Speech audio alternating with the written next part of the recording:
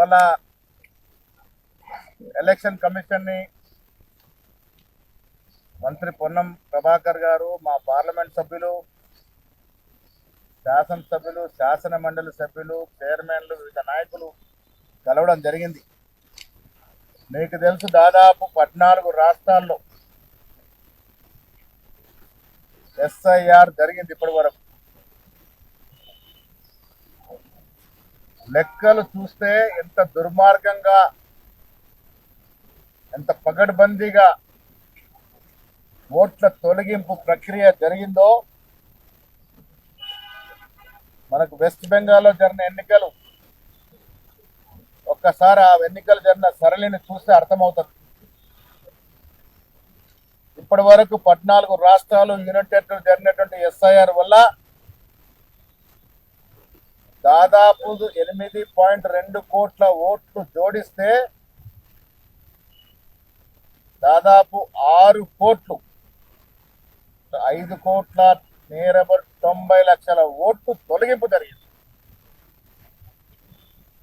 ఇప్పటి వరకు దాదాపు 58.2 కోట్ల ఓట్ల సరళిని ఎస్ఐఆర్ జరిగితే దాంట్లో దాదాపు 10% ఓట్ల తొలగింపు జరిగింది. దాని కారణంగానే వెస్ట్ బెంగాల్లో రాజకీయ సమీకరణలు మారి అధికారులకి రావాల్సిన పార్టీలు రాకుండా పోయినాయి. వెస్ట్ బెంగాల్లో దాదాపు 90 లక్షలకు పైగా ఓట్లు తొలగిస్తే తిరిగి జత చేసింది 30 లక్షలు మాత్రమే. 60 లక్షల ఓట్లు ఇంకా జత చేయలే. అక్కడ గెలిచిన పార్టీకి ఓడిన పార్టీకి కేవలం 30 లక్షల ఓట్ల తేడానే ఉంది. దీనివల్ల మనకు అర్థమయ్యేది, నిజమైన ఓటర్ల తొలగింపు, ఎవరైతే సెక్యులర్ భావాలు కలిగిన ఓటర్స్ ఉన్నారో ఆ ఓట్ల తొలగింపు ప్రక్రియ పగడబందీగా చేసినారు.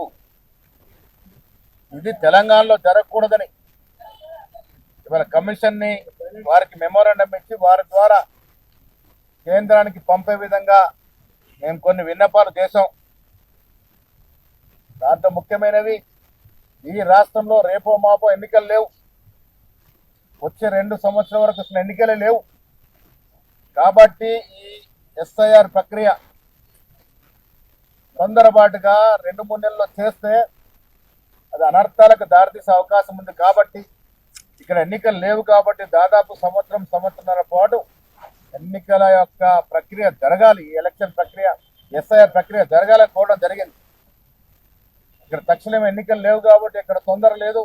తొందరపాటులో నిజమైన ఓటు తొలగింపు గురే అవకాశం ఉంది. కాబట్టి ఈ ప్రక్రియని ఒక సంవత్సరంన్నర పాటు చేయాల్సిందిగా విజ్ఞప్తి చేయడం జరిగింది. 2002లో జరిగిన ఎస్ఐఆర్ లో సమైక్య ఆంధ్రప్రదేశ్లో 5.11 క్రోర్ ఓట్లు ఉన్నాయి. అదే 2025కి వచ్చేసరికి తెలంగాణ రాష్ట్రంలో 3.35 కోట్ల ఓట్లు, అంటే దాదాపు 1.2 క్రోర్ ఓట్లు పెరిగినవి.